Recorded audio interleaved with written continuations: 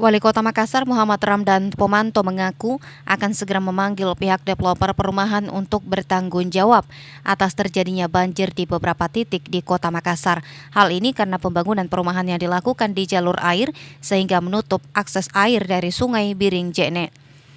Wali Kota Makassar menyebut banjir tahunan sering terjadi karena memang jalur airnya tertutup oleh pembangunan perumahan. Sementara jika terjadi banjir hingga 2-5 meter, pihak developer tidak bertanggung jawab, sehingga pihaknya akan segera memanggil seluruh developer perumahan yang ada di sekitar titik banjir. Salah satunya developer Perumnas Antang, beberapa developer perumahan di BTP dan juga Kodam 3. Selama ini banjir developer sembunyi. Ya, jadi saya berharap juga tata ruang semua tidak ada izin di tempat banjir. Tidak ada izin tempat banjir. Dan pendidikan kepada seluruh masyarakat, jangan beli rumah di tempat banjir. Mau subsidi apa, mau subsidi apa, jangan beli rumah di tempat banjir. Menyiksa nanti masyarakat itu sendiri. Kemarin kan kita bilang mau panggil developernya. Saya mau panggil. Kapan itu, Pak? Ini bisa lagi, saya kira tahun depan. Ini developer siapa ini?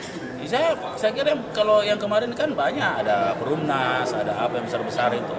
Ya rata-rata memang rumah-rumah yang banjir itu di Perumnas. Wali Kota Makassar menambahkan pembangunan perumahan yang dilakukan di jalur air membuat banyak warga merugi, sehingga nantinya tata ruang akan melakukan pengawasan pembangunan, bahkan tidak memberi izin pembangunan perumahan jika dinilai berpotensi banjir, dan Wali Kota Makassar juga mengimbau masyarakat tidak membeli rumah subsidi yang berlokasi di titik rawan banjir.